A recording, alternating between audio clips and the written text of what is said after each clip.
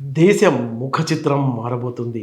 ఈ పార్లమెంట్ సమావేశాల్లోనే మహిళా రిజర్వేషన్ బిల్లుకు సంబంధించి, అలాగే డీలిమిటేషన్‌కు సంబంధించిన బిల్లుల్లో సవరణ తీసుకురావాలని పార్లమెంటు నిర్ణయం తీసుకున్నారు. అవసరమైతే రేపు శనివారం, ఆదివారం కూడా సమావేశాలు నిర్వహించి బిల్లులను ఆమోదించనున్నారు. అవసరమైతే ఏప్రిల్ 2 నుంచి మరో వారం పాటు కూడా సమావేశాలు పెంచాలన్న ఆలోచనతో కేంద్ర ప్రభుత్వం ఉంది.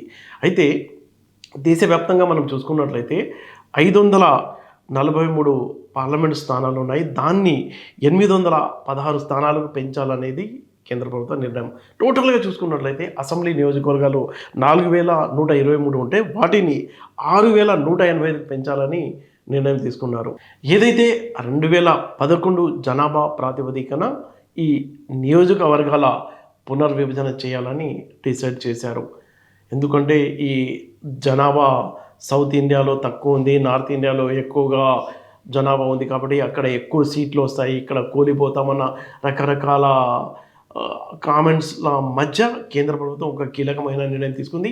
పార్లమెంట్, అసెంబ్లీ నియోజకవర్గాలు గంపగుత్తగా ఒక 50% పెంచాలన్న నిర్ణయం జరిగింది. దానికి సంబంధించిన సవరణ బిల్లు ఈ పార్లమెంట్ సమావేశాల్లోనే ప్రవేశపెట్టడం జరుగుతుంది. అయితే మన తెలుగు రాష్ట్రాల్లో కనుక మనం చూసుకున్నట్లయితే తెలంగాణలో 119 అసెంబ్లీ నియోజకవర్గాలు ఉన్నాయి, అలాగే 17 పార్లమెంట్ నియోజకవర్గాలు ఉన్నాయి.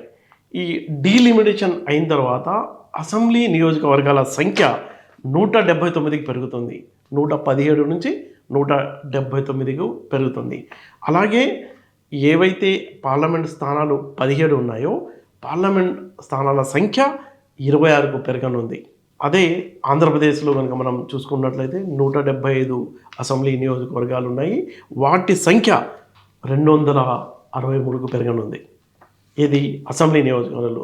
ఆంధ్రప్రదేశ్లో ఉన్న అసెంబ్లీ నియోజకవర్గాల సంఖ్య 175 నుంచి 263కు పెరగనుంది. అలాగే పార్లమెంట్ సభ్యుల సంఖ్య, స్థానాల సంఖ్య 25 ఉంది.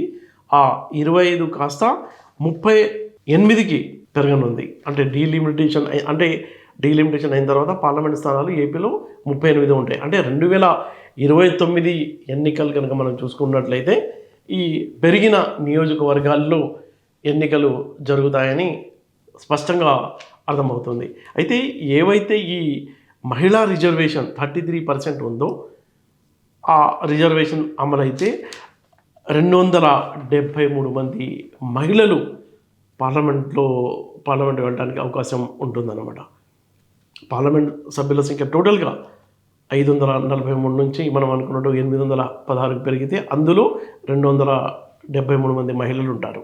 అన్ని రాజకీయ పార్టీల్లో ఒక హ్యాపీ మూడ్ అయితే స్పష్టంగా కనిపిస్తుంది. ముఖ్యంగా ఎవరైతే సెకండ్ గ్రేడ్ లీడర్లు ఉన్నారో వాళ్ళు చాలా కాలం నుంచి అవకాశాలు రాక ఎదురు చూస్తున్న నేపథ్యంలో వాళ్ళందరికీ కూడా 2 తెలుగు రాష్ట్రాల్లో అవకాశం వస్తుందని చెప్పుకోవచ్చు మనం.